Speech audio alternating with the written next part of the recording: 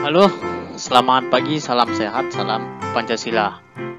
Jumpa kembali dengan saya Pak Niko di mata pelajaran PKN di kelas 12 ya. Ini adalah pertemuan keempat di bab 1 berbicara tentang penanganan pelanggaran hak dan pengingkaran kewajiban kita sebagai warga negara. Jadi sebelumnya kita sudah membahas materi tentang makna HAM, kemudian substansinya seperti apa, contoh kasus-kasus pelanggaran HAM yang ada di Indonesia itu kemarin sudah kita pelajari. Dan hari ini adalah bagian yang terakhir, bagian D, yaitu penanganan pelanggaran hak dan pengingkaran kewajiban sebagai warga negara. Kita lihat seperti apa penjelasannya.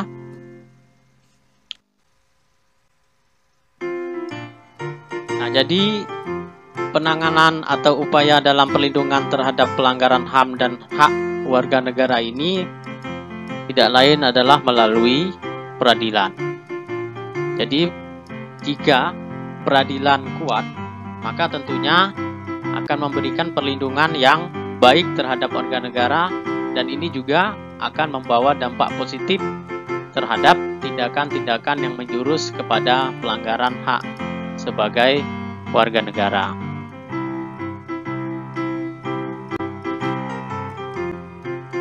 Berikutnya semenjak reformasi ya. Jadi semenjak reformasi ini telah ada peraturan perundang-undangan yang memberikan jaminan dan petunjuk dalam penyelesaian masalah sehubungan dengan HAM maupun hak warga negara. Di antaranya yaitu Undang-Undang Nomor 39 Tahun 99. Kemudian itu tadi tentang HAM ya.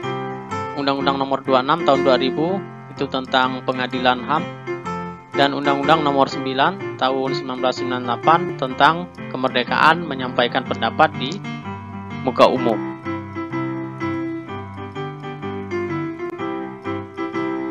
Berikut. Nah, selain upaya terhadap pelanggaran hak warga negara, pengingkaran terhadap kewajiban pun tidak boleh dibiarkan. Jadi kelalaian kita sebagai warga negara ya, itu pengingkaran namanya ya. Itu juga sebenarnya tidak boleh dibiarkan. Nah, lalu bagaimana upayanya?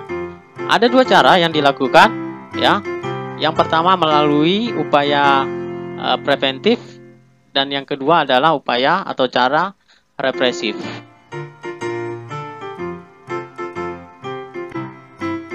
Kita lihat. Cara preventif itu kan artinya pencegahan ya. Jadi ada upaya yang dilakukan untuk mencegah terjadinya pengingkaran kewajiban sebelum pengingkaran kewajiban itu terjadi. Jadi sebelum ada pelanggaran atau pengingkaran itu terjadi, ya dicegah begitu ya. Itu preventif. Nah, antara lain dapat dilakukan melalui proses pendidikan ya, di sekolah, dimanapun ya.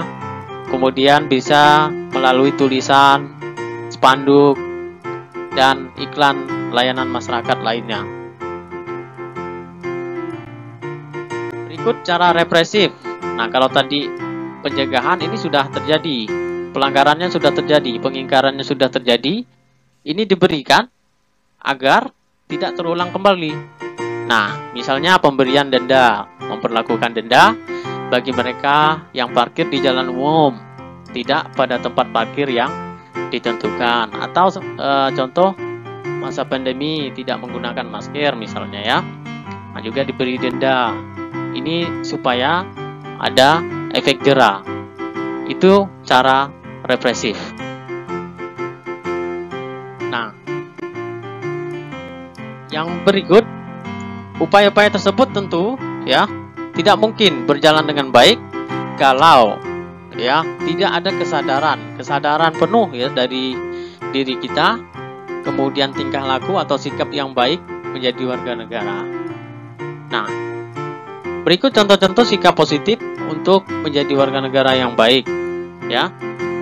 Ada rasa hormat, tanggung jawab, bersikap kritis ya, mau berdiskusi, berdialog, bermusyawarah.